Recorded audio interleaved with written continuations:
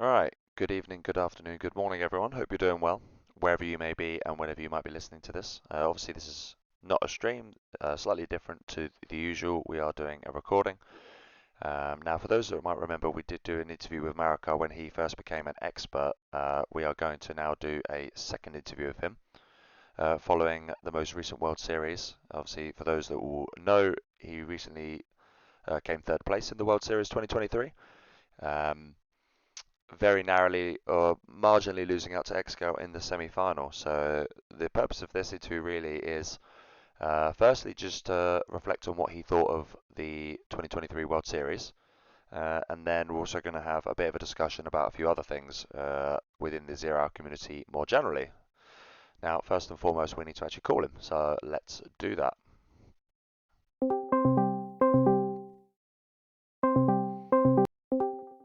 Good evening, Marika. Evening, Auntie. How are you doing? I'm very well. How are you? I'm doing good. Excellent. Good to hear. Now, obviously, I've shared with you a little bit of a script. I've just done a brief introduction with everyone. Obviously, we are live, just to clarify, or at least we're live with our recording, so to speak. Um, so first and foremost, let's just dive right into it because we might as well. We've obviously got plenty of time, but at the same time, I know how our interview went in the past, and what felt like 10 minutes probably went on for ages. So let's see how we get on tonight.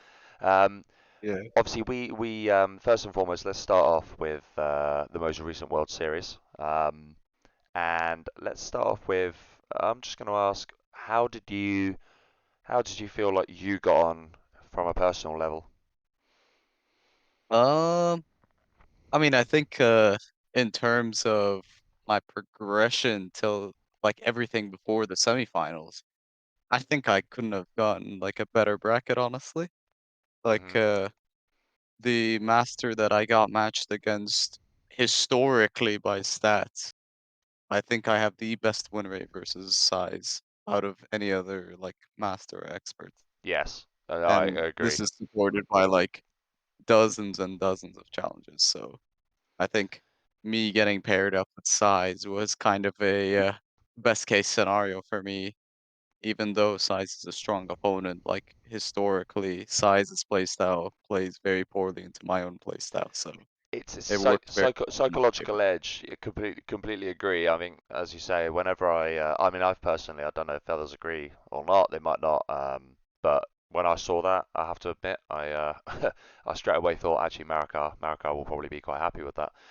What I'm going to do actually, just to be complete here, I'm very briefly going to switch my display. This is just for the sake of the recording. I'm just going to have a quick look. Do you want me to share my screen with you actually? I'm fine with that. Sure. 1 second. Let me just do that now.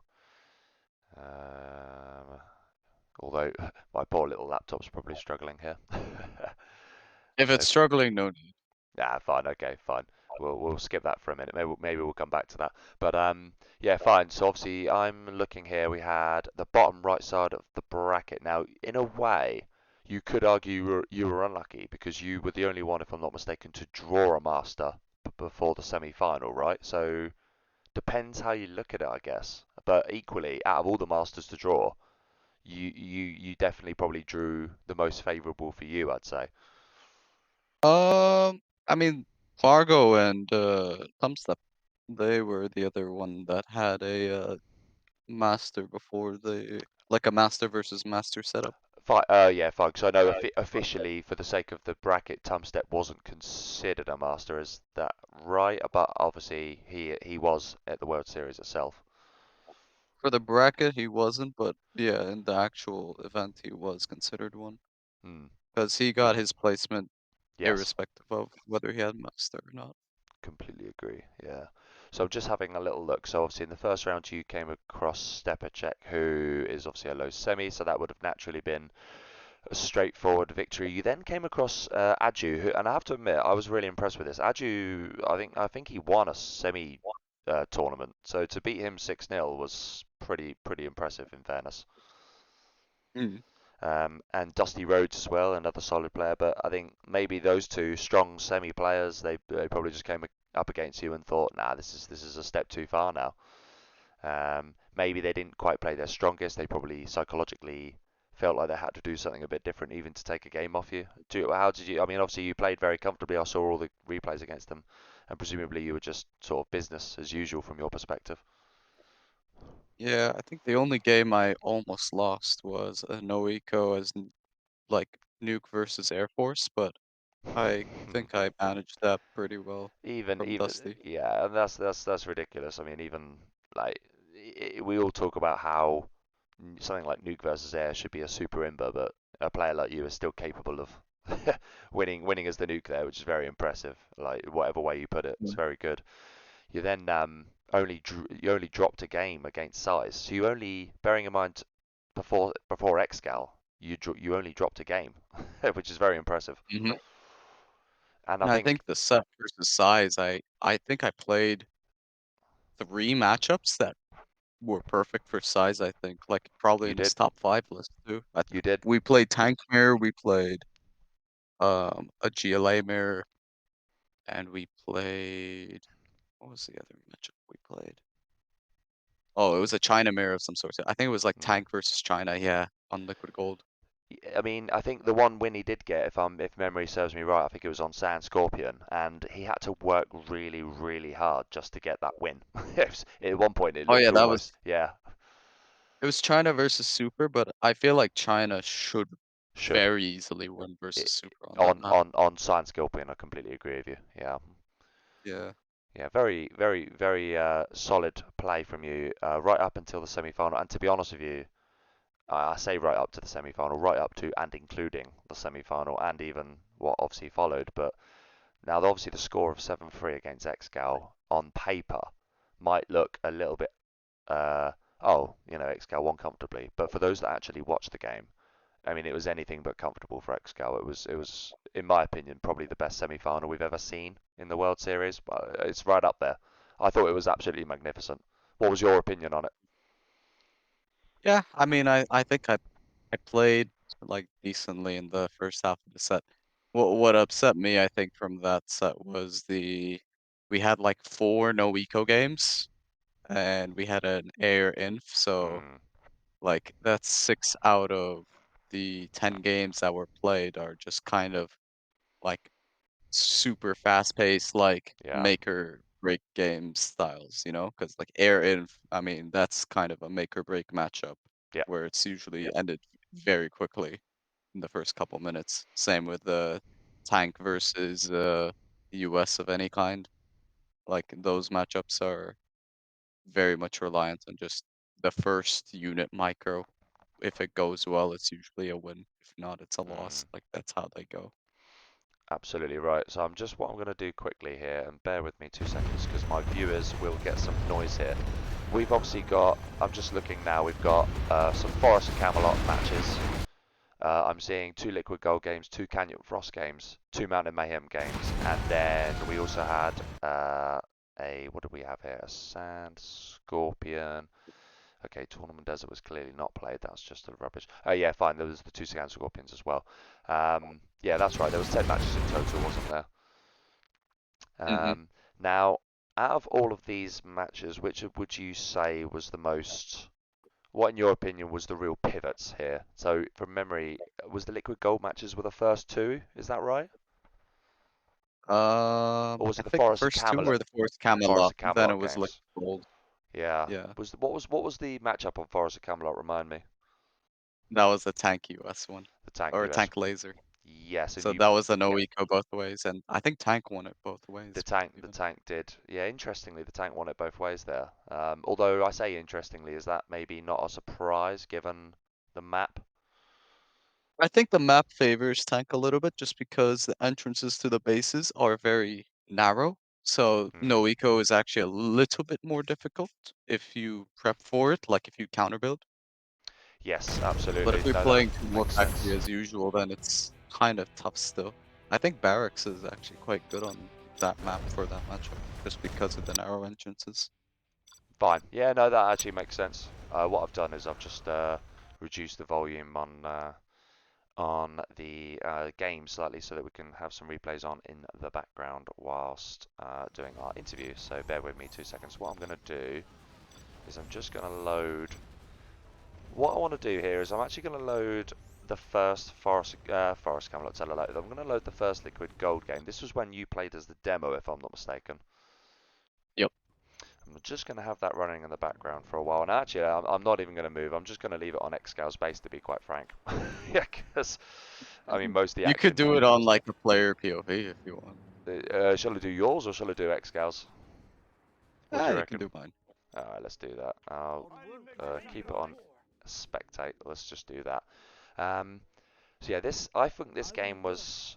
I think you did everything you could. I think you were really, really close to winning this game. And memory serves me right, there was a moment in this game where you did something fantastic. I think you like drove some quads into some Vs and you suicided them. Yeah. And that was magnificent. Not a lot of people didn't really clock it, but I thought that was just yeah inventive. And actually, at that point, it looked like you had a real decent chance of closing the game out, and it just didn't quite happen for you.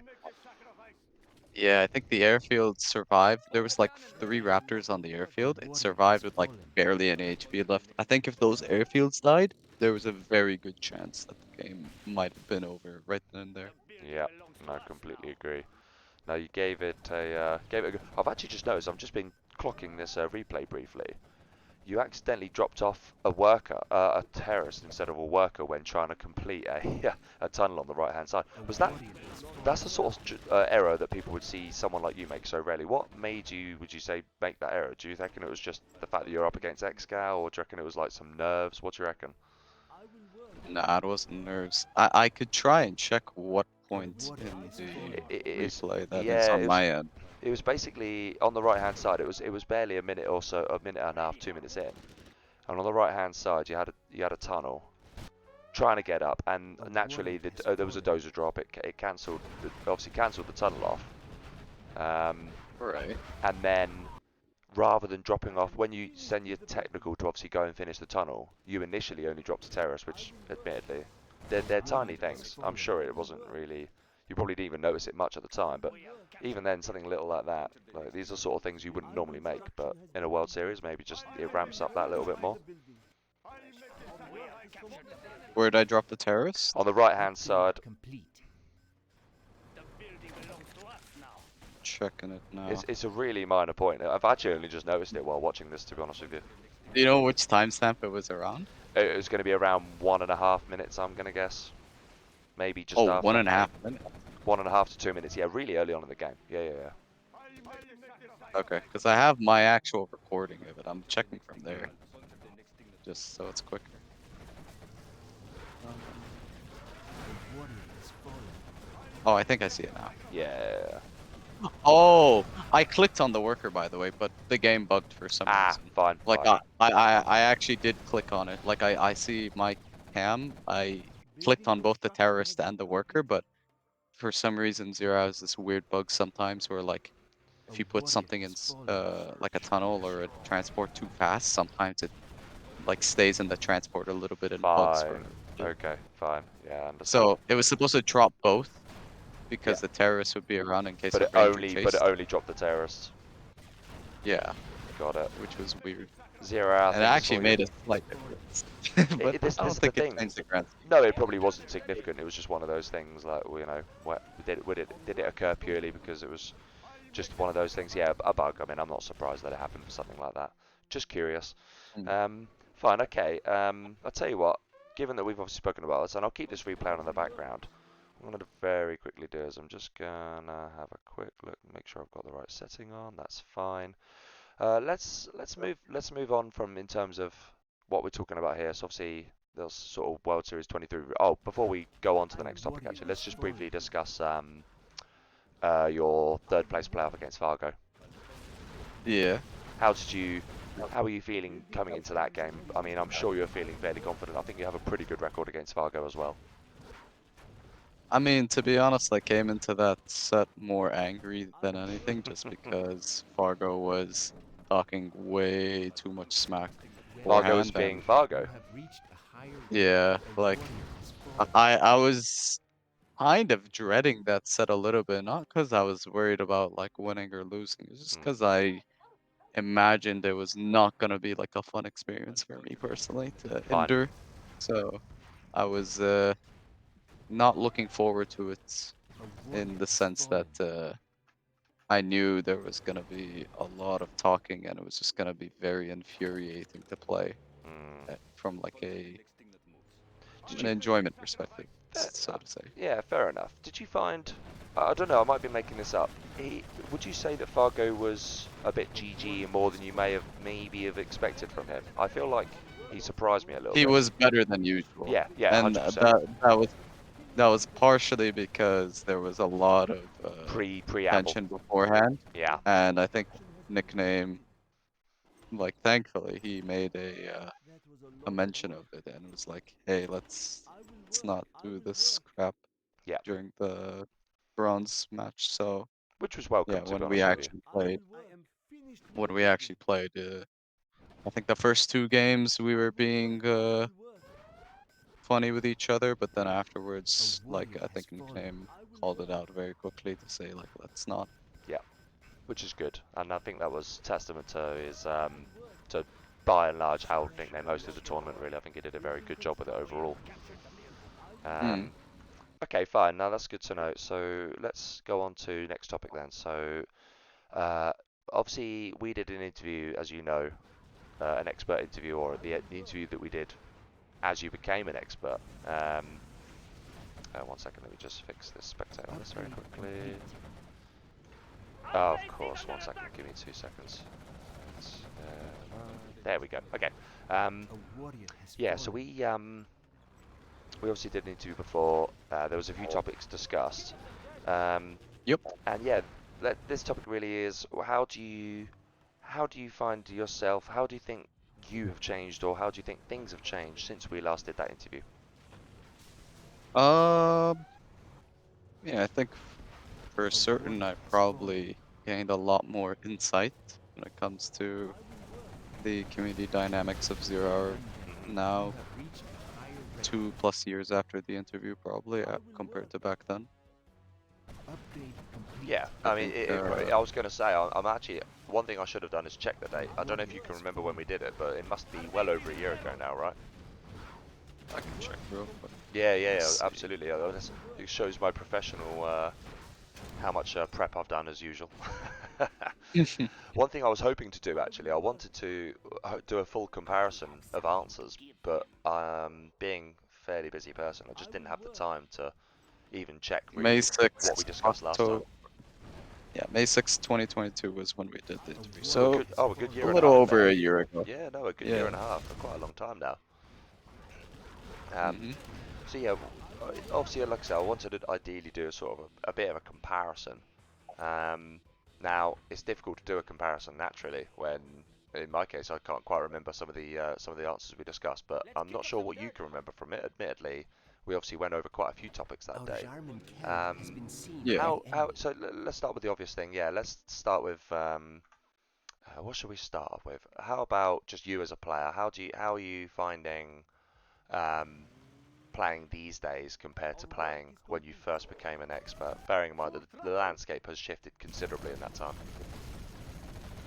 I mean, I think as a player, I think there's definitely a lot more competition overall. Like if we're looking at the overall player base, I think there's a few shifts in the top of the chain, but I don't think the top of the chain has changed that much significantly compared to like a year and a half ago. I think most of the big players are still there. Just the addition of Step, I think, I think that's fair. was the noticeable one. I think under the big players, though, there's been a lot of shifts in terms of like new players and just a major influx of people. I think Mm. that No, can I be agree. attributed to probably a big portion of that. I think is attributable to these like ladder systems. I think Zero Hour Ladder in particular is a major contributor for that. Yeah, I'd say that Having was that. When you say the ladder, are you talking about the Russian ladder, the on Clan War, so their sort of own Clan War system? Yeah, that one. I Mm. think that was a pretty major community innovation for the most part. Just Completely because agreed. the alternative before that was really just waiting for Clan War months or like testing your luck in Revora Ladder or Game Mm, Ranger, both of which are very unreliable if you want to look for like high competitive games. I think that's completely fair. Yeah, I mean, and full props to was it is it Sonic? I think that runs that, or am I? Yep. Or is it, yeah. So I mean, full props to him for doing a very good job there. He's definitely made a big difference. I completely agree with you. Um, no, that's good. What about and how should we go from here? I think okay, fine. So obviously we've already discussed what what do you think of competitive level now compared to before, and presumably I think you're right. I mean, from a community perspective, I personally, and I'm going to add my own view here, I definitely think it's gotten a lot harder. Everyone seems to Hmm. be considerably better now. Now, admittedly, for you, I'm not convinced you might. Oh, that's a lovely demo track. Rebel ambush there. Um, yeah, I'm not convinced you'll have the same view. I imagine from your perspective, it probably feels very much the same because you're already at the top of that food chain, and I do agree that actually, all right, with the addition of Tumstep, maybe. Otherwise, it hasn't really shifted too much. But from my I perspective, think the semi landscape is very tough as well. yes, You're this is the thing. just jumping the gun on that. From my perspective, it feels very different. I used to be able to sort of not really play too much and be able to beat them, a fairly decent chunk of the semis. My record against them was generally very solid. Nowadays, there's this big group now of semi. I mean, it's just not the same. I mean, a good example for me is I played against. I've played a player called Venom, a number of times over the years. I'd always beaten him, but the World Series comes around and he gets his first win against me.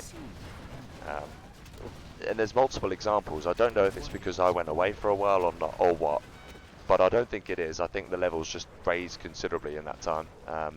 And yeah, maybe you're right. I probably would attribute the ladder to that quite a bit. That's just my opinion. I think that's probably like you've just said as well. I think it's very good that innovation came about. Um, I think for semis especially, the latter made a very big difference. mm, Just because that's kind of the like playground that they can work with now if they want to play against like competitive players yeah. rather than just trying to again try your luck on Revora or Game Ranger.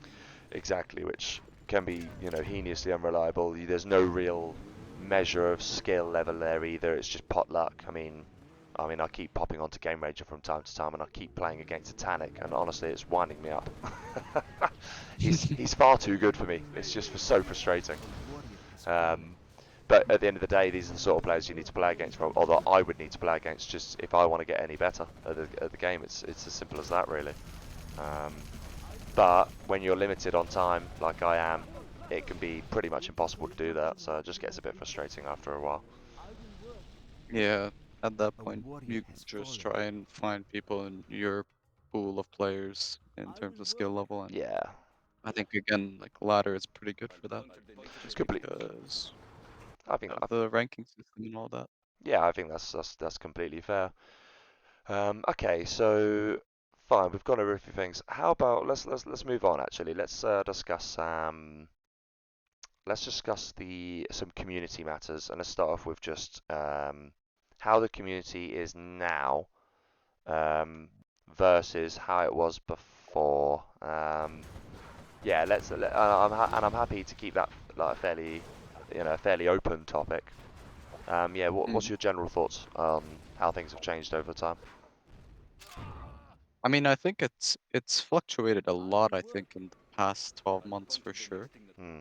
I think if I'm going back 6 months ago, there was a period of time where I think this was like especially correlated around certain personalities Hmm. being around versus not being around. I think before Fargo returned, for example, to this World Series, I think when Fargo was very active around the time of, I want to say early 2023 or late 2022, there was a lot of people who kind of do this. phenomena, which I really it makes perfect sense why it occurs, but it's annoying when you see it from like an outsider perspective where Yeah.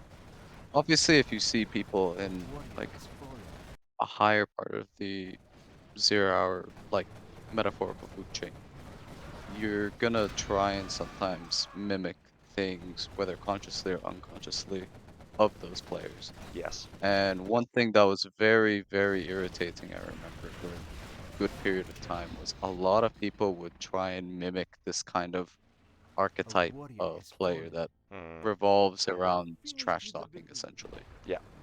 I use Fargo's name just because it's the easiest thing that comes to mind, but I think there's plenty of other people Yeah, I mean, that we don't need to are get like into. very I know that Fargo's naturally the easy name to pick out. I mean, obviously, I mean, I'll remain, for the sake of this interview, I'll remain as unbiased as I can. I personally, obviously, have no issue with Fargo, admittedly, because as we've discussed before, and as you mentioned very rightly on Zezon's interview, it doesn't really affect me because Zezon is very nice to me generally. Sorry, Fargo is very nice to me, and we get on very well. It's mainly when it comes to him versus top players. I think was your point that you fairly made yeah, at the end of Zezon's yeah, interview, and maybe that's where it's fine a little bit, but if he keeps doing it, eventually kind of grinds your gears, and you think, well, I don't really enjoy this anymore. And yeah, and like what would happen a lot was you'd have a lot of players suddenly emulate this style of essentially mm, like all chatting a lot to your opponents because they think it's like some kind of mental edge you get out of it, which is like, I mean, okay, like if you want to argue that, then like what stops me from being like berating people as well? Like, I yeah, think there's a certain level of baseline respect that everyone should have in general, but because it's like, okay, I then what stops me from like mm, pulling up random like awkward things about people like mid-set that's gonna put them on the spot. I mean, that's just giving me a mental edge, right? Like you see yeah. how that argument is not exactly a good argument, and quite frankly, it's a very easy way for things to get messy quick. Completely agree. And I think when I think about it, there's one player in particular for me that comes into mind, trying to mimic the Fargo style, so to speak. And I'm not actually going to say who it is, but Well, I think we both know. I think we both know exactly the player we're probably talking about here. And it's just yeah. I mean, there's put it this way, he hasn't really proven necessarily that he's got much better because of it. For me, I think that player, if anything, has plateaued. Yeah, So I it think hasn't. he was the second example that came to mind, to be honest. Mm, I think, but to be honest, it's not just him and Fargo. There's many, many players that fell under this camp like 6 to 8 months ago. I mean, a lot of the rising um pros, if you want to put it that way, a lot but of them by the kind of way, very quickly, I'm actually gonna ask you in chat. No one can see this, but do you agree that that's the player we're thinking of? yes, yes, Yeah, I'm now gonna delete it because like I'm gonna delete that now. Just yeah, but I'm glad. Yeah, and the one you just sent me yeah, as well. Yeah, completely agree. I think those are good examples. yeah. I mean, like I still remember like a tournament where that actually became an issue, by the way, in terms of Mm, arrangements, and it ended up making it to where people were just getting very frustrated because it's like, okay, like everyone understands why they're doing it and stuff. Like, it's not like some trade secret to like try and tilt someone because it's gonna throw them off their A game if they're not thinking straight. Like, this is not exactly um some rocket science that people have discovered that's mm, untapped. Like it's just annoying. yeah. No, I I mean, completely agree.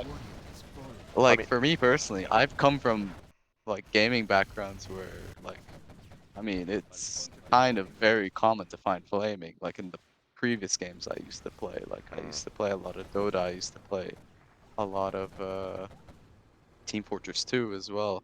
yeah. Like flaming was not hard to like find in those games. Like if I wanted to play that style, like I could, but quite frankly, there's two issues with it. Number one, long term, it's really bad for the game because Mm. I mean it's a small community. You're gonna see these people constantly in the game, and you constantly like opening your mouth and talking smack is not exactly helping your sort of relationship with like other players long term because they're just gonna be like, oh, I don't want to have to deal with this annoying person like the next time they see you in like a tournament or a challenge or whatever. And Yeah. I mean, I've even had the pleasure of essentially vetoing certain players that I get matched up with in challenges. Not because I don't think I'll like win or whatever, but it's just because I know it's gonna be a headache if I play these people. Yeah. So it's like Fine. I may as well like play with someone who I know is more enjoyable. One of Completely. the big reasons I like playing with Size is because Size and I kind of just we just chill. Like Yeah. we we Yeah. we sometimes get like annoyed about one thing like here and there, but it's like mutual like respect I think for each other for the most part. Mm. Which is good. That's what you want. That's exactly the dynamic that one actually would desire playing when you're playing a bit of zero. You don't want to have to deal with the opposite of that. So let's talk about the main. Let's go on to sort of let's skip on a little bit here. What would you say? What would you say is the one solution, or maybe in terms of going forwards? What can we do as a community? What could sponsors do? What could anyone do to reduce? What do you think is the where do you think is the easiest win in terms of trying to reduce it and trying to improve that more generally across the community?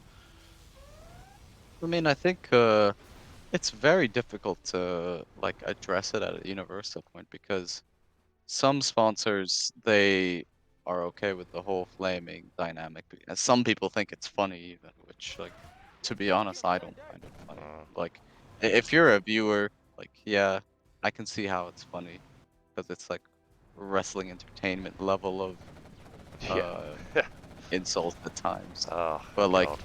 if you're a player who's gotta like have to endure that and it's the same sort of comments every single time, and it's the same kind of like um, response and attitude, and the same people doing it.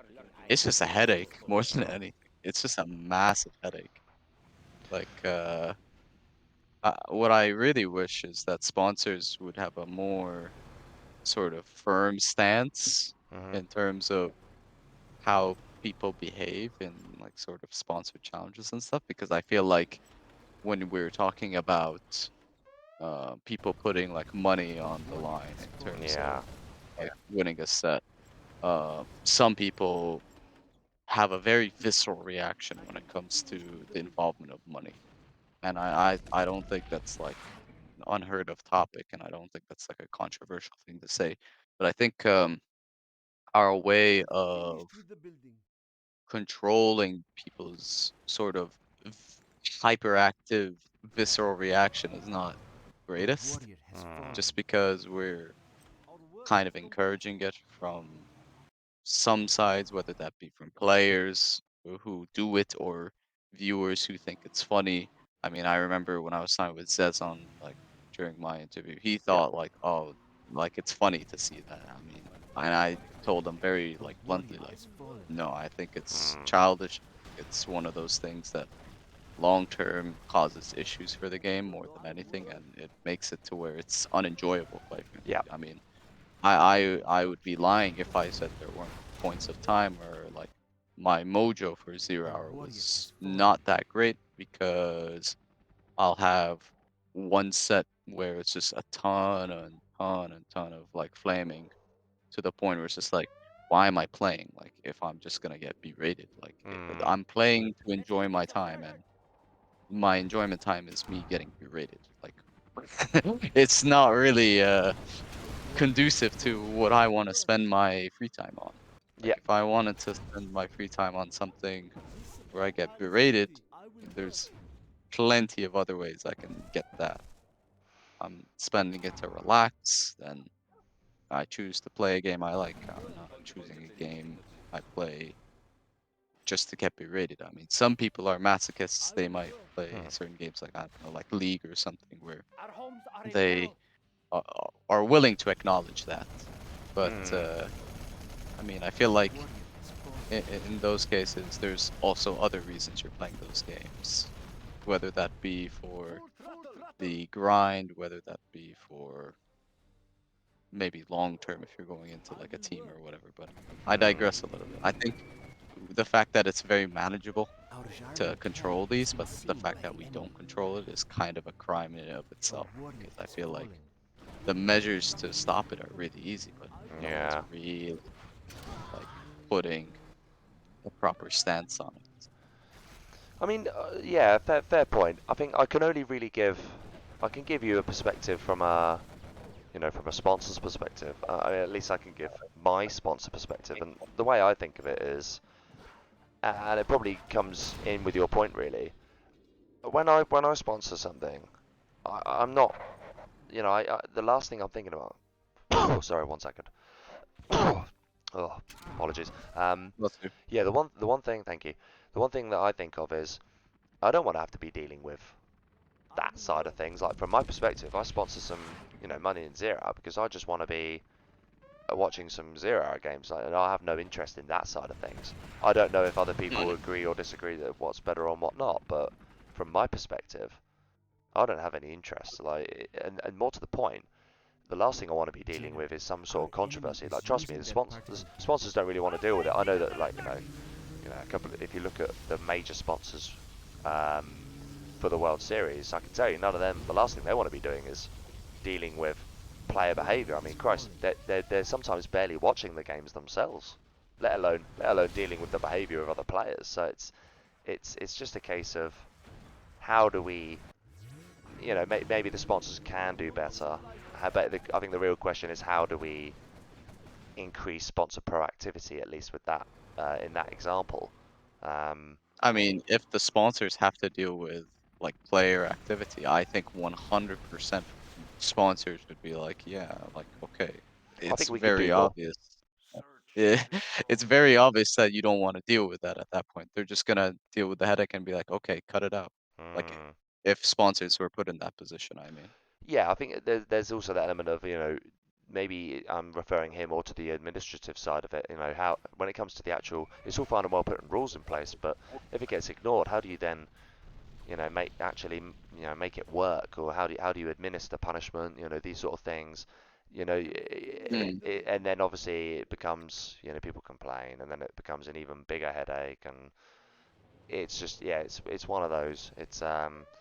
I think it's just getting the balance right. How do we make that work? Um, and yeah, maybe it's just something that we need to work on over time. I think that's probably the easiest thing to say, and it's definitely an area of improvement for sure going forwards. I think we can both agree on that. Yeah, I mean, biggest aspect of it, in my opinion, is just the fact that um, because there's like this division of labor that's not really coherent Mm, between admin, sponsors, and players sometimes. I think it's kind of a gray area that oftentimes doesn't get addressed.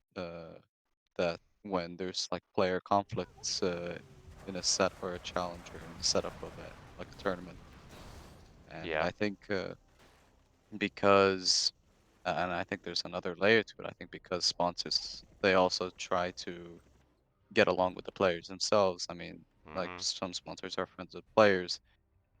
So it's It a can get conflict. into It's a conflict of interest essentially. yeah, like it gets into like this very muddy area because they don't want to get in conflict with their friends or whatever. But then you say you got to have admin deal with that. Then Mm, admin also has yeah. people who are friends with them too. So it's just like it's basically people covering each other, like covering for each other, and it's not really there's no real punishment system to it, honestly, No. more than anything. I think it becomes kind of a game of are you in the in group or not? I think there's plenty of players I can think of at the top of my head where um, when they did something bad, they were very quick. Like admin is very quick to punish on that. But I think when it comes to um, the bigger names, and I even include myself honestly in Hmm. this category, I think it's way easier to get away with doing certain things versus other players Yeah. who probably would get like instant punishments if, Mm. in most cases. Yeah, maybe because there is that element of, oh, we don't want to really upset players. What if they're just, the big players, because we rely on them almost, so to speak. Maybe that's part of the problem. I mean, I have a vivid memory of this actually, and a lot of people won't remember. When I first came on board as a sponsor, um, I actually came in very hot. I came in with sort of this sudden $500 contribution out of completely nowhere. Obviously, people at the first were like, "Oh, what's this guy all about?" Um, and my memory of it was I was a Kassad was the admin at the time. He helped me take it forward. He was the sort of the game replays representative that dealt with that at the time. And I then said, oh, there were certain players I wanted to watch. Logica was one of them. He was kind of like the top player at the time, and I was very keen to see Logica play. Then Mm, Kassad turned around to me and said, well, Logica's just been banned. He can't enter. And it left me in a really awkward spot that I didn't you're thinking, oh, I'm donating $500 into a tournament here. And at the time, in 2019, that was huge. Like that was pretty much the biggest thing you'd see at the time. I'm sure it was bigger than the yeah. most recent World Series, and it was just a bit. It left a bit of a sour taste. And I just thought, all right, okay, well that's a bit annoying. One of the players I wanted to watch can't even play in this tournament that I've just lumped $500 on. But at the same time, maybe that what was the reason for that? Well, actually, at the end of the day, he did something wrong. I can't quite remember what his crime was at the time, but regardless, he then couldn't play as a result. So there was some kind of good side to it, but a bad side to it. The question is, where's the right balance? Like, I think the fear is in that particular situation, it didn't scare me off. I still sponsored the tournament, but what if another sponsor took a different view and was like, no, I wanted to play otherwise, and then suddenly game replays, let's just say they at the time the admin say no, we're going to remain strong on this, and then the sponsor disappears, and then you've got no tournament. Like, where do you see my point? Where who has the true power here in this situation? It was just an awkward one. Maybe I could have just turned I around and mean, I said no, think I want this to be the case, but I felt compelled at that point. feel like we're at a point in Zero Hour where we have enough sponsors where we can kind of get away with doing that, by the way, from admin side in Mm, terms of um, if there is a player who is causing way too many issues, then we don't really have to kind of sort of bend down and make wiggle room for them, even if they're acting in a not so great way. I yeah. feel like just between the fact that we have a very diverse population of sponsors, as well as the fact that we have a pretty generous pool of Hmm, sponsors as well, and like it's not just limited to like the same one or two people at the moment. yeah. I think it's definitely possible that we can enforce that a little bit more. If Yeah. you were to ask me the same thing in like 2 years ago, I would honestly agree with you. But I think nowadays it's definitely possible to enforce that. Mm, yeah. There's a little bit less concentration risk, so to speak, when it comes to the sponsors. I think that's completely fair. Um, Okay, what? Oh, one second. Let me just bring this up quickly. All right, we'll shift on a little bit. What I want to just briefly go over now is we've already spoken about most of these. Um, there's the good side of zero over the last. What would you say? And I'm just going to ask you specifically. What do you think has been the one best thing to happen? And we're going to exclude the ladder here, because we've already Mm. discussed that. What do you think the best thing has been for Zero Hour in the past year and a half, since you became an expert? What do you think the most significant positive was? I mean, it's very close, but I think it's like tied between two very like big things in my Hmm. opinion. I think the sponsor pool is, I think, a very obvious answer, but I think the not so obvious answer is the amount of zero-hour media is Hmm. like increased so much as of late compared to like if you compared it to like 2015. I mean, the only real person who uploaded zero hour was like Domi Yep. and Gents, like General Gentlemen. They were the only other significant channel at that time, I think. Yes. Um, And they basically, in fact, I'm gonna say not even basically, they never live streamed. They were just replay casting. yeah, they live streamed like once in a blue moon, Mm. and there was like just games between Blake and I forgot what the other dude, Australian dude's name is, but um, yeah, like it was really just Domi and Jens at the time. I Yeah, think CNCHD, like maybe uploaded every now and then, but not that often to agreed. where it was like consistent 0 hour media. But yeah, Domi was basically hard carrying like the mid 2010s in terms of 0 hour media. I think Yeah. if you look at the last 2 years especially, there are so many different like YouTube channels for 0 hour, and it's not even just English channels. There's like Mm, Arabic, there's Russian. Um, I know there's like more than that too. I mean Turkish as well, technically too. yeah, There yeah. was GNX for a good period of time. Mm, I think just the fact that there is so much 0 hour multiplayer content to digest, because I think there is a fairly sizable amount of single player content anyways, but the yes. multiplayer content especially it became I wouldn't be Massive. surprised if it increased by like 400% or something in terms of like the volume of videos that were uploaded in, I say, 2022 compared to like 2020 or 2019. I mean, it might even be more than 400%. It might literally be, 10 times more for all I know. You're right. It's grown humongously, and it's yeah, it's definitely. I think it's a really really good answer actually. I mean, it's without a doubt, it's been important. You can't deny that. Um, Mm. I mean, the fact that we have to like think about distribution of streamers for yep. World Series, I think that it almost is a good sign of the fact that there is a lot of growth. The fact that we actually have so many streamers, we actually have to think about allocation I think you're because right. that wasn't an issue before. Because before there was like three streamers essentially who basically took over, but now there's like probably 20, 30 plus people Yeah, who want to like stream games for World Series, and there's got to be like I mean, in the future, at least, there's got to be more regulation in terms of that. But I think agreed. the fact that it's become an issue is in it of itself a sign of growth. Yeah, I think that's a really good point. And I mean, it's a bit like comparing a football team that has a massive squad and you're trying to keep everyone happy in a way. You're absolutely right, and there are some challenges, and I think yes, that it needs regulating better. I do also think there has to be an acceptance among certain staff that or not certain staff, sorry, certain streamers that they're not always just going to get what they want necessarily. I'm sure there's going to be times when they want certain things their Oh way yeah, I'm that not there's disagreeing got to with be that, by the way. there has to be yeah, oh absolutely, but I think there definitely has to be an acceptance that yes, there will be times when try and share where possible, but equally there are going to be times when you almost can't for the benefit of community growth. Like, how do you grow Mm. the community? You need your biggest streamers to be on the right events, like your Dommies, your X Gals, your Legionnaires, and whatnot.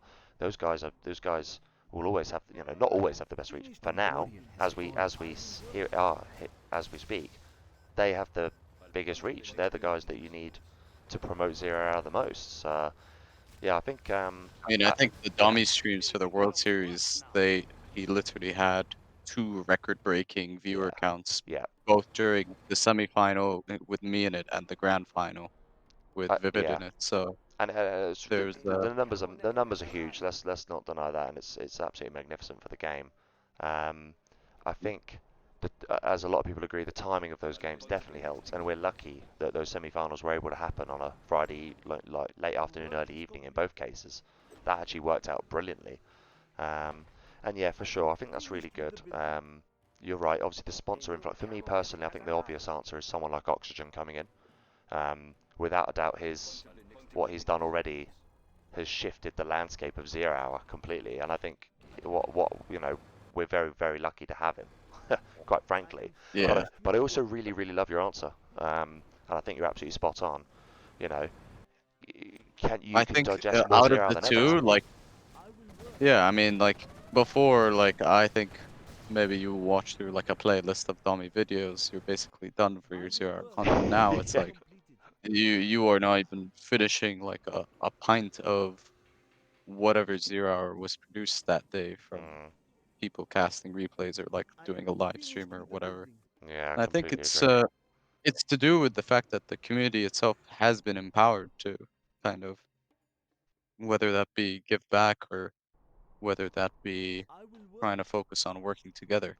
And this is kind of why I stress a lot about that respect point earlier, because that is something that can very easily strain that dynamic a lot. And I think, I mean, I'll use another gaming community that I think does quite a really good job on this, honestly.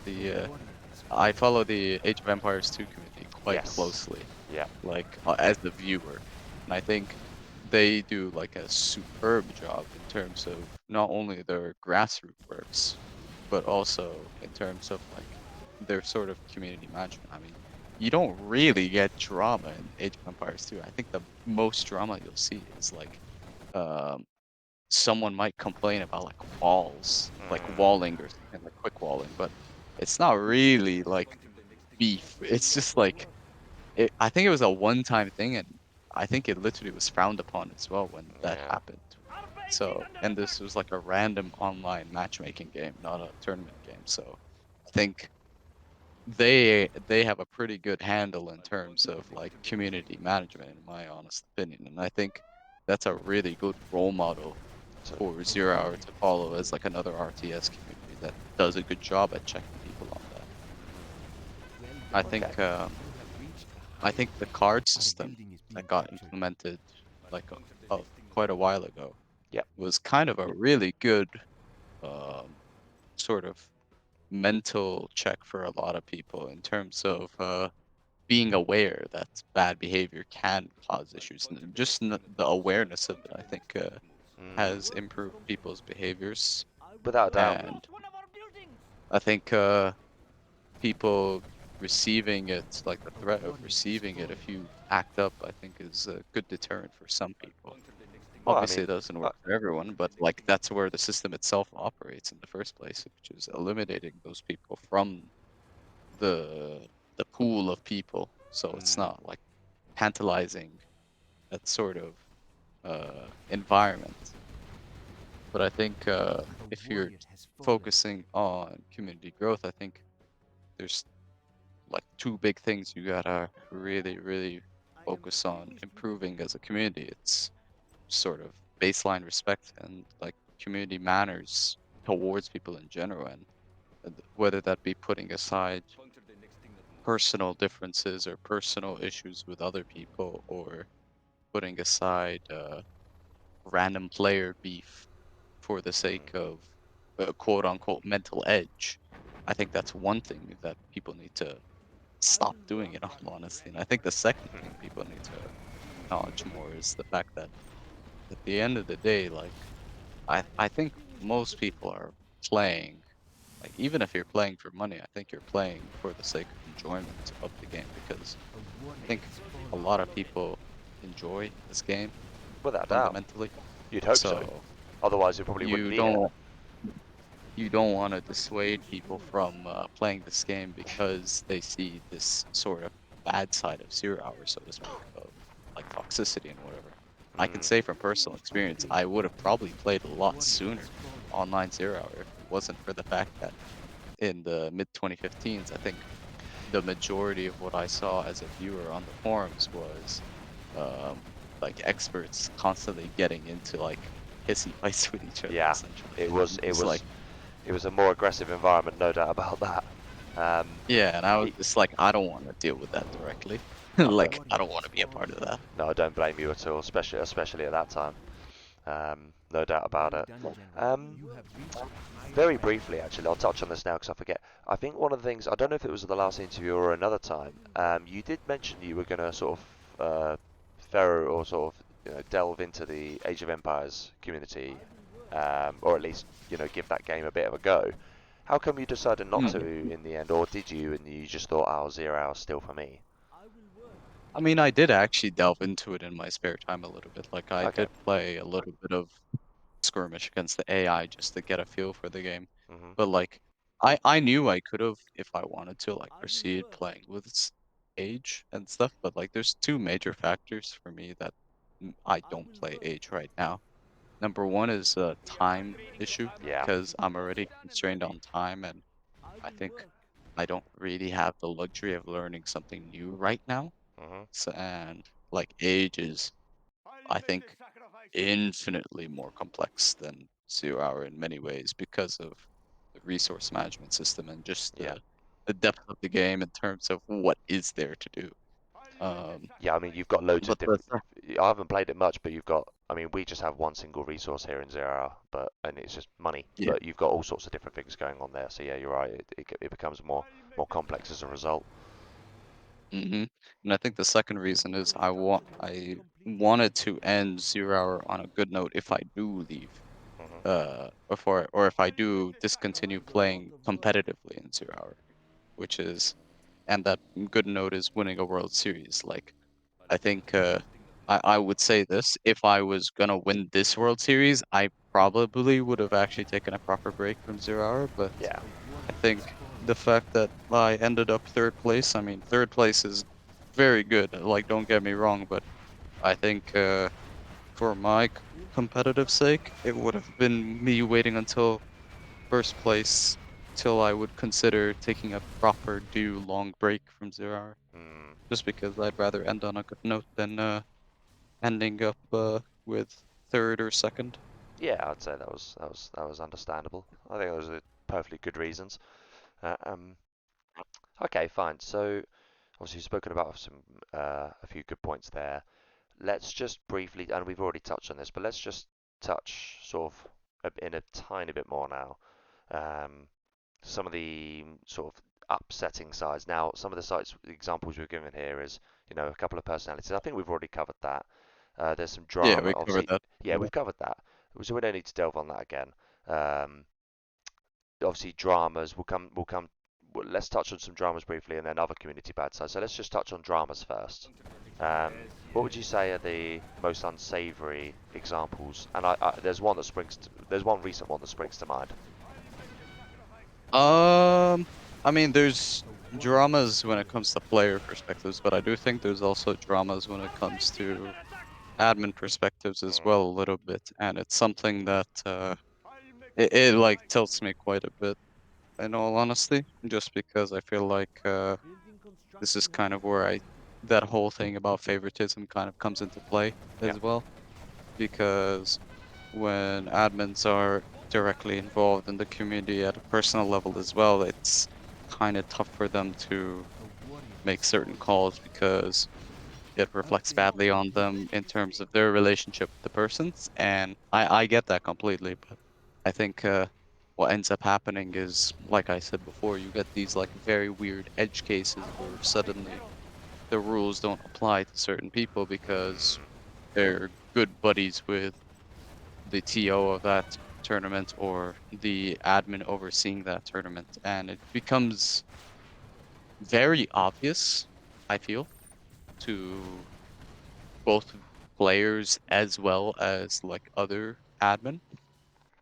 And the problem is like there isn't really a way to stop that either. And I think it's one of those things that like personally for me, it's just I've seen it like too many times to where it kind of makes me realize, yeah, maybe the admin side of things isn't for me because it's like hmm. I'd rather not also protect myself from getting into potential bias Yes. conflicts of where I'm directly involved as well because I don't want to have to deal with that. I think I had an experience like that recently as well in a tournament I organized, and I had to quench that very quickly. I think I quenched it decently, but again, I don't want to have to be put in that position. Yeah. Yeah. Completely agree. And I don't know who mentioned it. I think I was talking to someone recently. We obviously have quite a few staff members, and I think there's one in particular that I have to admit when he hosts a tournament, it's generally ran smoothly, and it's because he actually is very good at not forming necessarily a friendship, so we say, with any individual player. Now, I've said that, you know who I'm referring to. Who am I referring Yeah, to? and I know who it is, Yeah, and yeah. I actually he's actually my personal role model in Mm, terms of running how admin work should be, even though I think he's on the very he's got the admin role in terms of the devoid of community bias Yes. and which is also a little limiting in terms of understanding sometimes the contextual nuances of certain situations, but I feel like he probably does the best job at it because all he really needs is like maybe some random context to be supplied by any person who's overseeing the situation as well. And I think he's very like blunt in terms of how the decisions should go. Mm. Personally, for me, I actually like that approach, and it's Yeah. something I wish we had more often. I think that, yeah, I mean, I completely agree. Like I say, I think someone like that easily goes underappreciated, so maybe we just need a little bit more of that. Certainly, we're understaffed in that regard at the minute, I think, and it's definitely something that Mm, we need to expand on. But yeah, a few more people with that kind of original attitude or sort of almost old school admin attitude, I think would definitely go a long way in improving matters. I think I'd agree with you. I think Assad and Mr. X are pretty good Yeah, role models as well in that they're regard. they're very good. Yeah, I must admit, I confess this. I do miss Mr. X actually. Kassad was Yeah. the admin actually that got me on board, so I was quite I must say he was always very good, but Mr. X in particular, I think he was pretty good. And hindsight's a wonderful thing. You know, he certainly was very solid at what he did, and yeah, I mean, I'd have it back in a heartbeat personally. But at the end of the day, I mean, I wouldn't expect him to come back on the grounds that we'll move on eventually. I mean, he was a couple of years older than me, I think, so we will hit a point where we've got other stuff going on in our lives, and that brings me on nicely to arguably one of the biggest issues, which is you know, the admin, we all kind of have our own lives, right? I mean, this is all, we're not getting paid for this, it's all purely voluntary. And maybe the fact that it's purely Mm, voluntary in its own right doesn't exactly help the situation. But equally, there's not exactly enough money to be paying people. So where's you really do just rely on having a pool of really dedicated volunteers who accept that you have to almost make sacrifices, like not being friends with certain people, which is very very difficult because at the end of the day, there's only a finite people amount of people in the community, and first and foremost, you're brought together naturally by the fact that you're all like 0 hour. So it's just very yeah. very difficult, I think.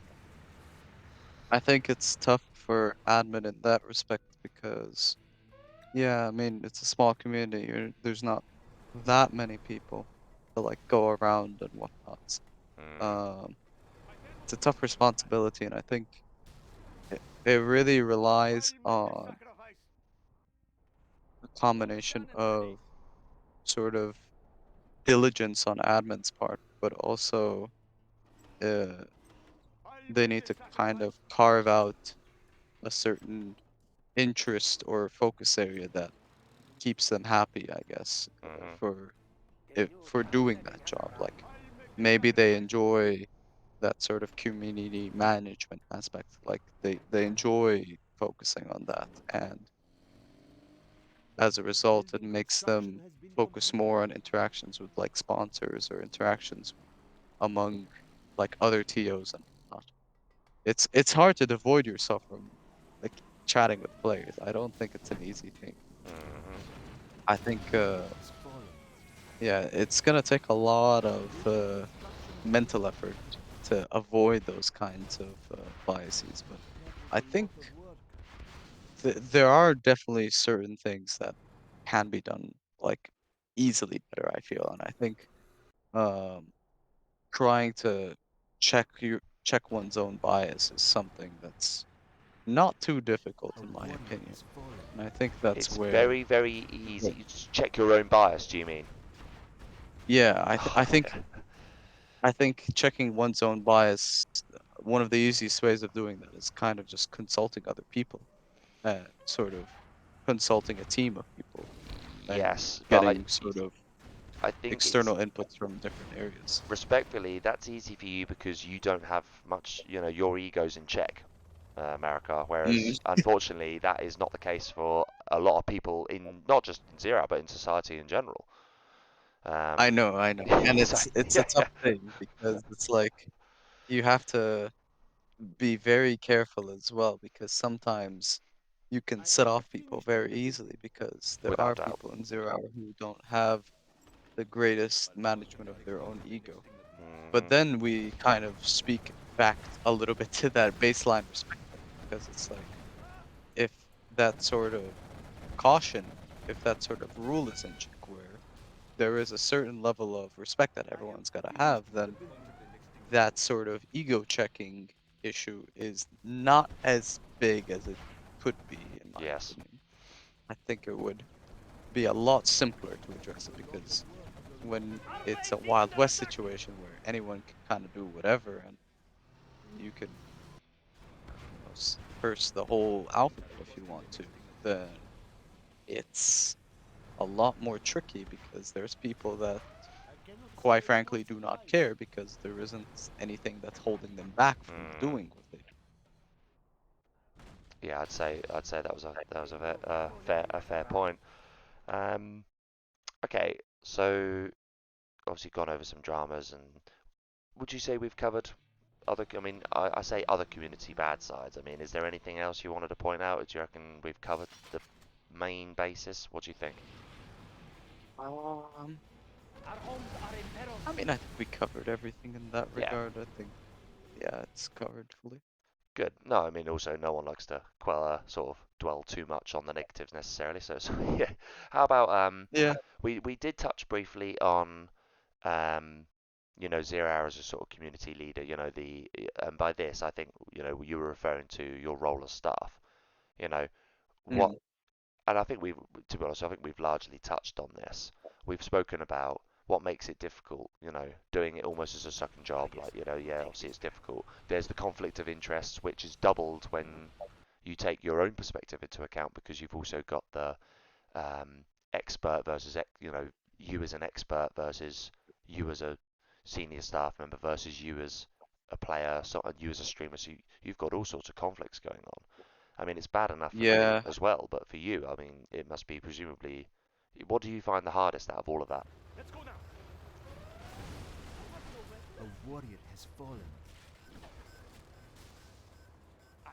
Hello? Uh, Marika? Have I lost you briefly? Okay, may have just lost Marika briefly there. So bear with us, guys. We'll get him back in a second, I'm sure. I'll just check up. Hello. Hello. Okay, you're back. You're back. You're back. Sorry, there was a power outage Ah, at this time of night apparently in my neighborhood, so I'm on my phone now. okay, up as well. Oh, at least you've got a backup. Very good. Yeah, So, yeah. So apologies. Carry what on. I was saying was, I think as a streamer, especially, it's something that's actually been a major issue of like having to serve as a community leader in that respect. Because I think I will be very honest, when I used to just kind of do my own thing on the the low side of just Mm, kind of playing as upper semi to low pro, like way back in 2020, yeah. it was very enjoyable for me because I didn't really get that much attention, and I kind of liked the fact that I kind of just did my own thing. But now Well, there's, I didn't because I kept playing against you on the Revora server, and it was really annoying because you were way too good for me. I was like, oh, but for God's sake, I don't want to play this guy again.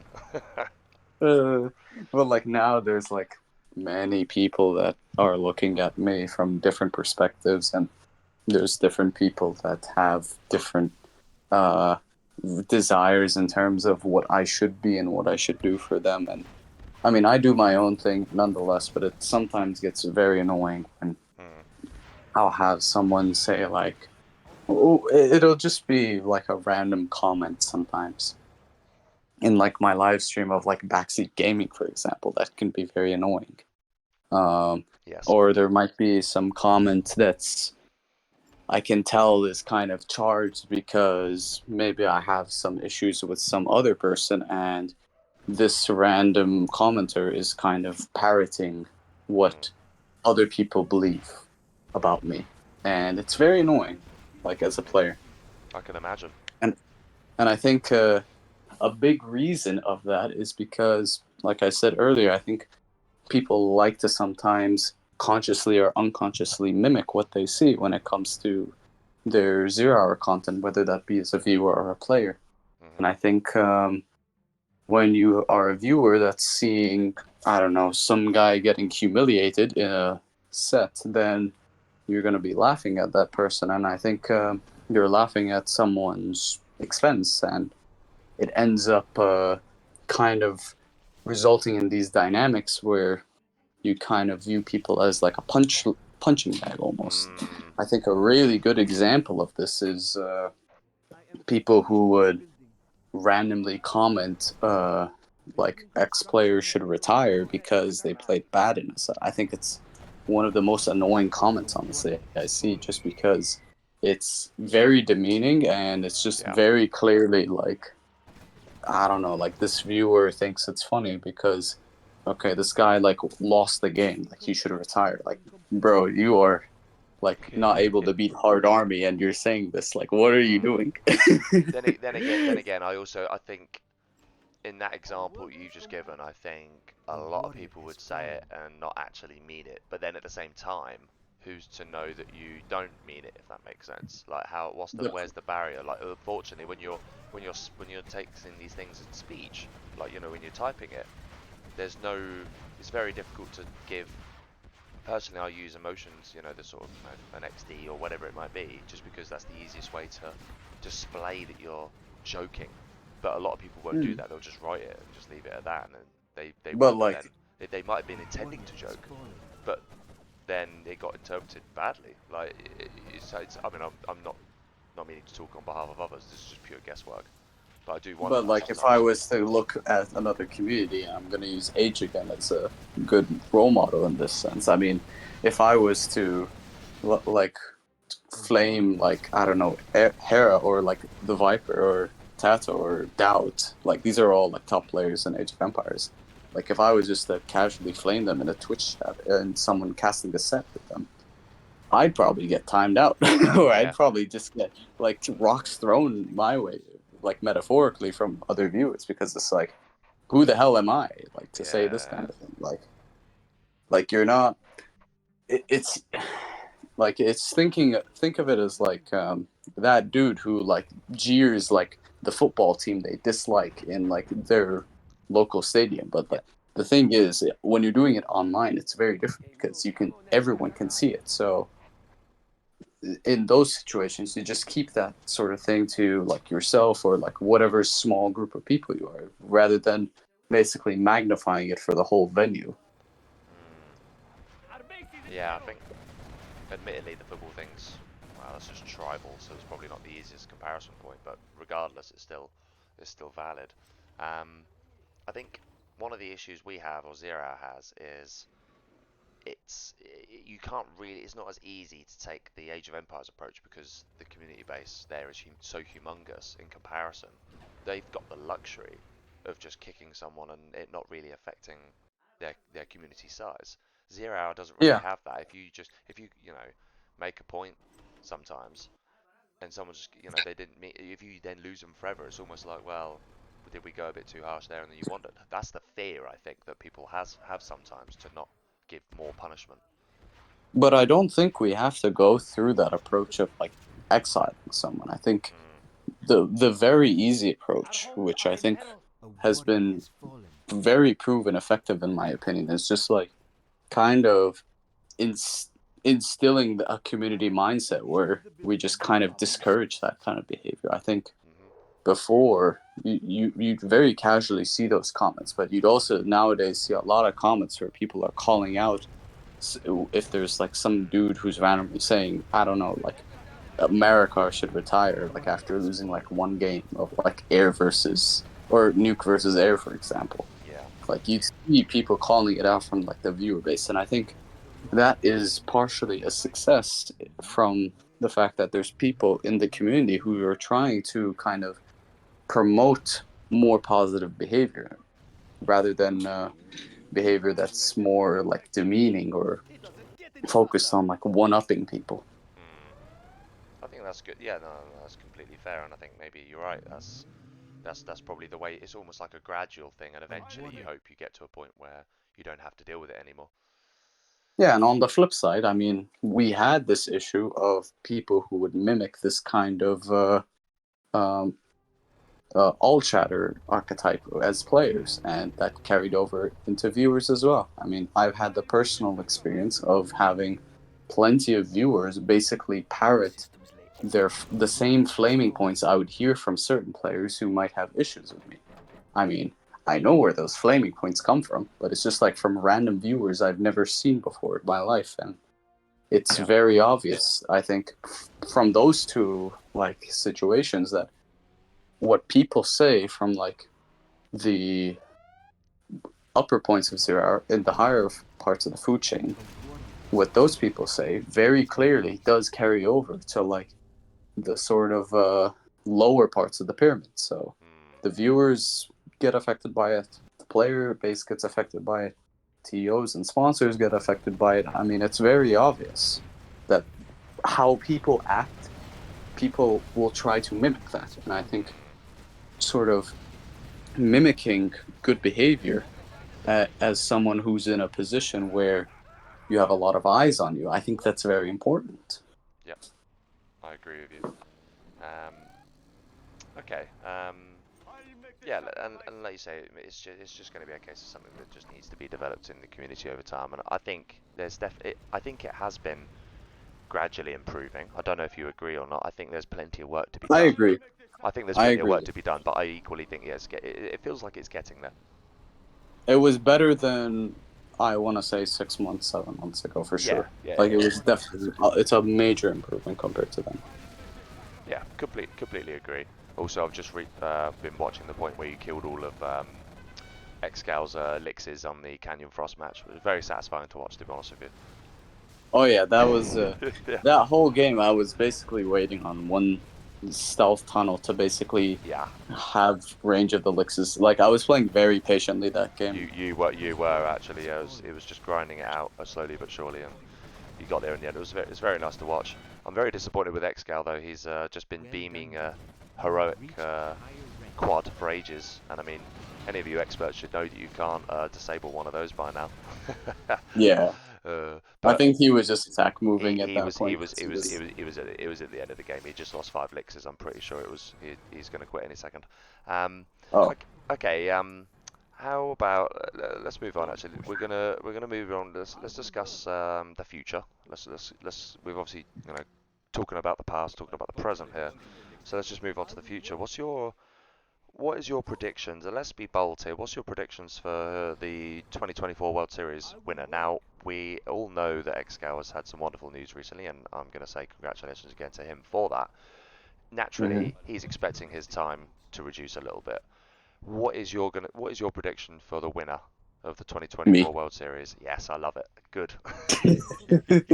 I mean, I'll be very honest. I think if it was me in Excal shoes versus Vivid, I think it would have been very close, but I think it would have gone my way as well. Mhm.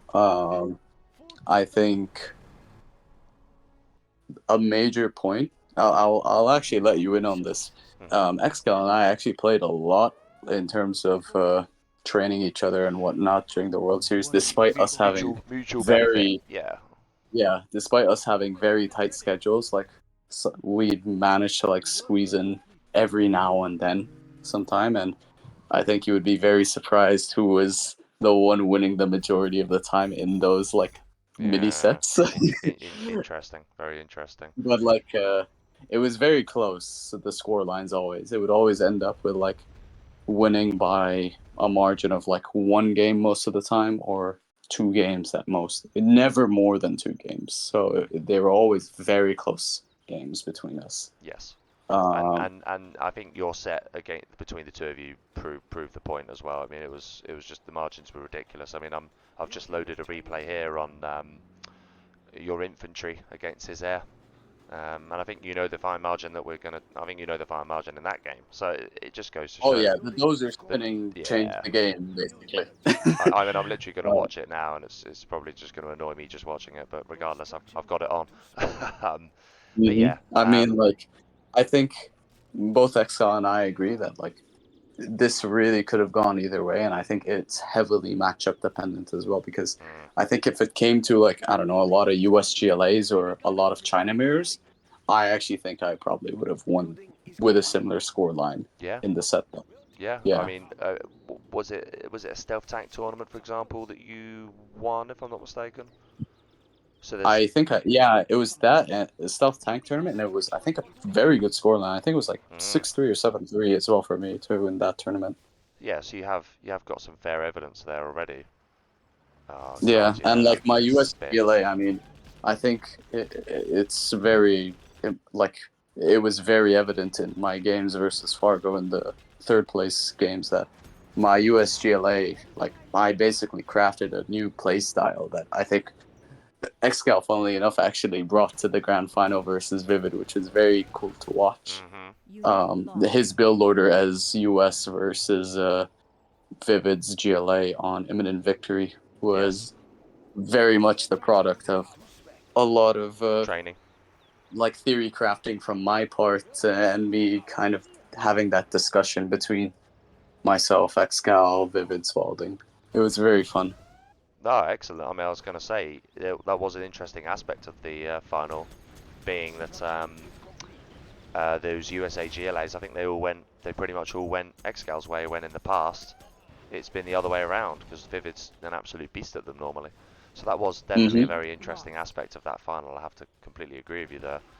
Um, And in the bronze match, like when Fargo saw like super weapon talks on farmlands and he said great armies sarcastically, yeah. I actually thought those were great armies because Well, I know I that you was love it. very confident with the US in that position, even if he was talks, to just kind of do my thing. And he literally tried to counterbuild it, and I still got away with like the barracks build order. Your build order, yeah, the way you perform that build order is ridiculous. It's so difficult to stop. At least it's very It's difficult very to stop if you're not, you. Yeah, I mean it's very funny because I remember talking to Spalding about this, and we had this discussion where he essentially was like, if Korean players were ever to touch CR, like Mm, basically any player with like insane APM, yeah, then the standard basically for them when playing Super Weapon would be double barracks. yeah. And I kind of tried to go on the extreme with that. And I have to agree with Spalding. I mean, the double barracks idea was super. It just makes so much sense, both in terms of how you spend your money versus how you would normally spend your money if you went War Factory and just played with V's normally. Yeah. And I mean, missile defenders, they are a good unit. So it Mm, makes sense how it works out so well. The only reason we never really see it is just because people kind of have parroted the same build orders for many years and mm. no one's really ambitious enough to try out these new build orders. And I think I'm Or probably, skillful enough. yeah, I think the last person who's been this ambitious to try out these advanced build orders to this extreme is probably Rage, if anything. Yes.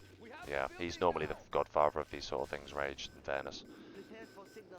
Mm. Yeah, I think that's good. Obviously we just mainly covered there as well your prediction. Obviously, I think it's going to be very interesting the 2024 World Series in general.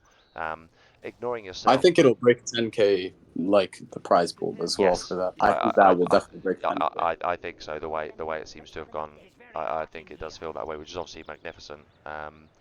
We've been very lucky as a community for sure. Let's hope it does, but again, we'll wait and see till next year what happens. Um, ignoring yourself and ignoring anyone else in OE, who would you say is going to be the biggest? Who would you tip as doing well in the 2024 World Series beyond those players I just mentioned? I think Dumpstep probably.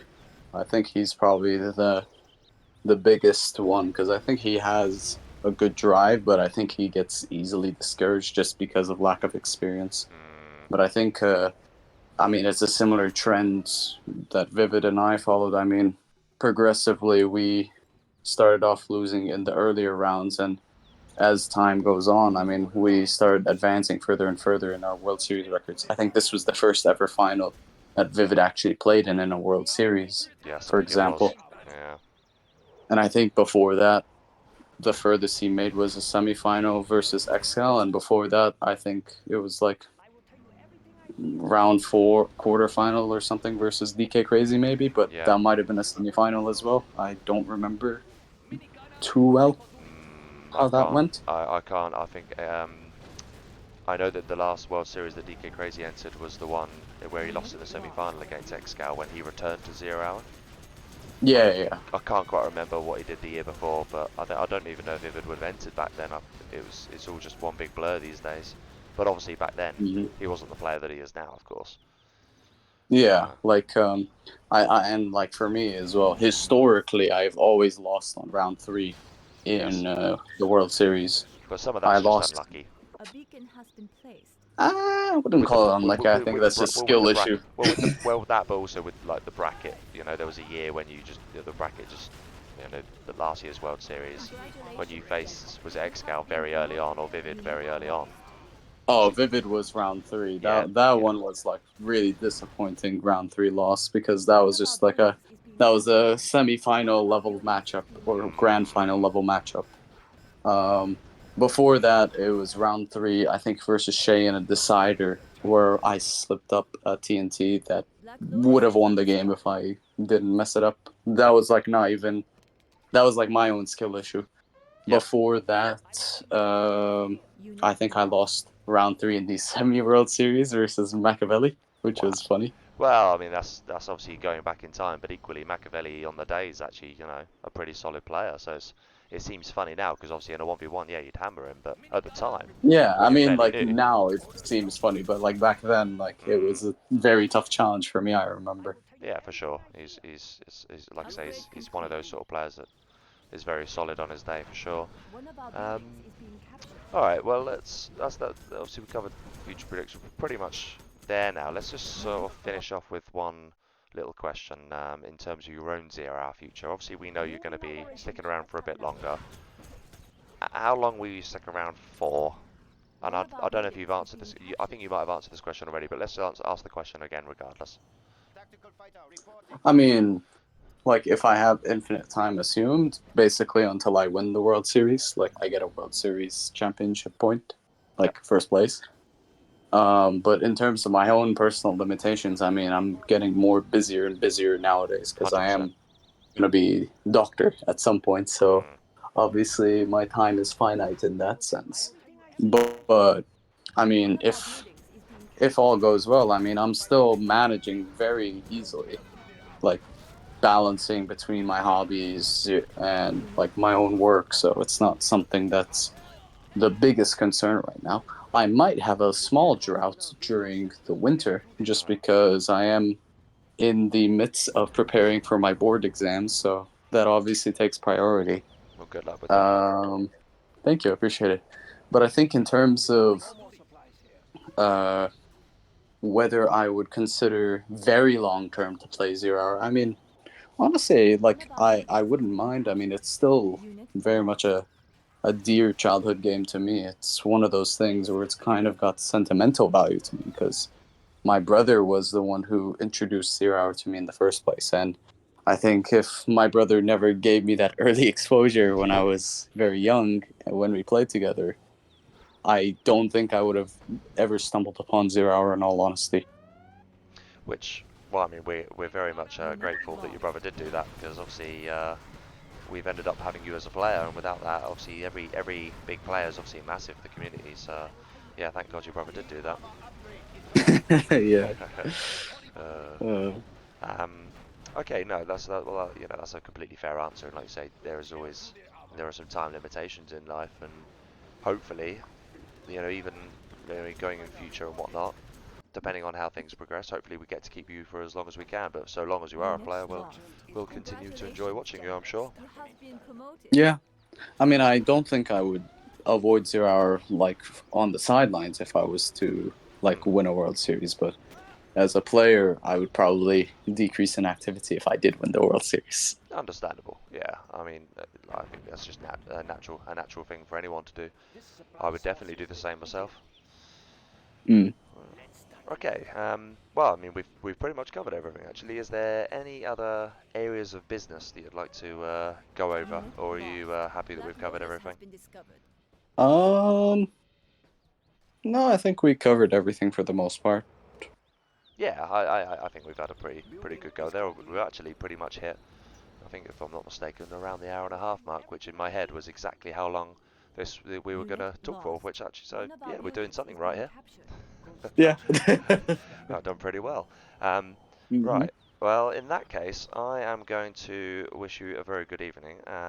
Because I have got a few. I'm actually back at work tomorrow. I've had all week off, so I'm gonna rest it. We've hit literally 1:30 bang on right now, so we've done very well there. I'll upload this later. Hopefully, people will enjoy listening to this, and yeah, thank you very, very much for your time. Obviously, if there's any follow-up questions, subscribers, feel free to leave them in the comments, and I'm fairly sure Marakar will get back to you. All right, sweet. Thank you for the interview again, Auntie. I enjoyed it. Really my pleasure, always. I'm sure there'll be an opportunity for another one in future as well. Hmm. One final question for you, actually. Very right at the end, and I knew I was one more thing I wanted to ask. Right. You watched the World Series final, yes? Yeah. And did you see Dominator's introduction? Yeah, I Did you saw it. It did was you great. did you did you, yeah, it was. I thought it was brilliant. Did you enjoy his little section for you? I thought that was brilliant. Yeah, It was so good. that's funny. It's very accurate as well, I Yeah, think, I think relative to how I'm seen in the community. I thought it was fantastic. Yeah, quite right. But it was that was the type of good-natured, like, almost fun that we liked. That was I thought it was just spot on Yeah, in every like way. I enjoyed that. That was a joke that I don't think it was Yeah, at my expense. It was not very at all. funny for me It, when I it, it, saw it. exactly that. Those are the type of things we want to see. That was very enjoyable. But overall, a very good. Like I say, very successful World Series for sure. And yeah, good luck in the 2024 tournament. Like I say, we'll no doubt, hopefully, we'll be having our next interview when you've won 2024. Let's wait and see. Hopefully. But until then, obviously, I'll speak to you before then anyway, because plenty of 0 hour to go on between then. And yeah, and I'll see you soon, man. All right. Take care. And you have a good evening. All right. Have a good one. Bye bye. Bye. Right, hopefully, like I say, just to reiterate, if anyone had any questions for Marika, feel free to, I mean, there's nothing stopping you sending them into Discord, but feel free to comment on them as well. And yeah, I'm sure he'll get back to you. But until the next stream, guys, take care. And yeah, hope you enjoyed that and see you at the next one. Take care.